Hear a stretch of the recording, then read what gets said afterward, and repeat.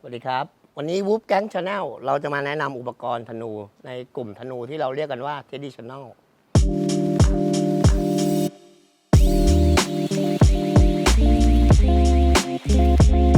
ทำความเข้าใจกันก่อน Traditional คือธนูในกลุ่มที่ไม่มีศูนย์เล็งทั้งหมดเราเรียกรวมเป็นกรุ๊ปใหญ่ๆว่าการยิงแบบ Traditional คราวนี้เนี่ยประเภทของคันธนู Traditional เนี่ยมันก็จะมีความแตกต่างหลากหลายในวงการธนูของโลกเนี่ยเราเรียกมันว่า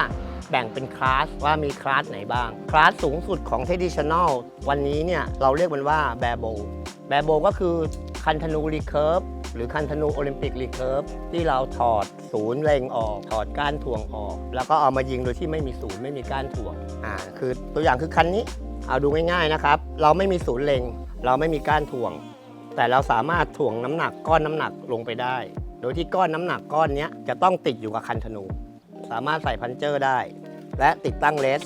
เหมือนกับรีเคิร์ฟได้เลยการยิงเราก็จะใช้แท็บในการเกี่ยวเหมือนปกติสามารถใช้สลิงเกอร์ได้ในการไม่ให้คันหลุดมือการยิงสามารถที่จะให้เราเกี่ยวแบบสติงวอล์กใต้ลูกทดลองใส่ลูกดูเกี่ยวแบบสติงวอล์กก็คือเกี่ยวติดน็อกใต้ลูกหรือสติงวอล์กลงมาเรื่อยๆได้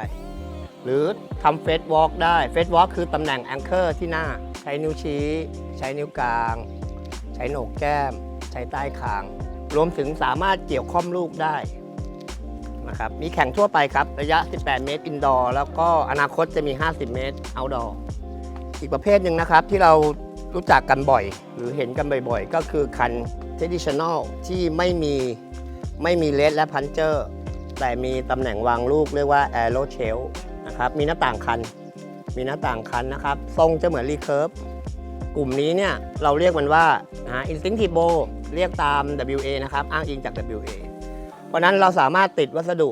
ที่กดยุบตัวหรือนิ่มเช่นแผ่นหนังหรือแผ่นยางที่ Arrow Shell ได้สำหรับเป็นจุดวางลูกกติกาการยิงสามารถเกี่ยวข้อมได้สามารถเกี่ยวใต้ลูกก็ได้แต่กติกาของ Instinctive Bow ห้ามทำ Sting Walk และห้ามทำ Face Walk ยกตัวอย่างนะครับใส่ลูกเข้ามาต้องเกี่ยวติดน็อกหรือเกี่ยวข้อมจะวอล์กลงมาไม่ได้จะทำเฟสวอล์กเปลี่ยนแองเกอร์พอยต์ไม่ได้นะครับอีกอันนึงคือห้ามใช้สลิงเกอร์เป็นของต้องห้ามนะครับห้ามใช้สลิงเกอร์แต่สามารถติดผู้ที่สายได้เราเรียกว่าไซเลนเซอร์ใช้สำหรับลดเสียงคันแล้วก็ซับแรงสะเทือนได้นิดหน่อยส่วนผู้จะเป็นไหมพรมเป็นหนังสัตว์หรือเป็นขนสัตว์หรือยางได้ทั้งนั้นอีกประเภทหนึ่งนะครับที่เราเริ่มมีเห็นเล่นกันมากขึ้นอันนี้จะเป็นคันสั้นเราเรียกเขาว่า historical bow ซึ่งมันก็คือคันธนูที่ยิงจากหลังม้านะครับคันนี้จะมีวัฒนธรรมอยู่ในเกาหลีญี่ปุ่นอาหรับยุโรปตะวันออกทั้งหมดเช็คคันนี้จะยิงด้วยนิ้วโป้งเราเรียกว่าแหวนยิงนะครับตัวอย่างแหวนยิงใช้นิ้วโป้งเกี่ยวนะครับไม่ได้เกี่ยว3นิ้วนะเวลาใส่แหวนก็จะใส่เข้าไปที่นิ้วโป้งเกี่ยวเข้าไปที่สายคันธนูสำหรับ historical bow ถ้ายิงขวาเราจะพาดด้านขวานะครับเกี่ยวสายเข้ามา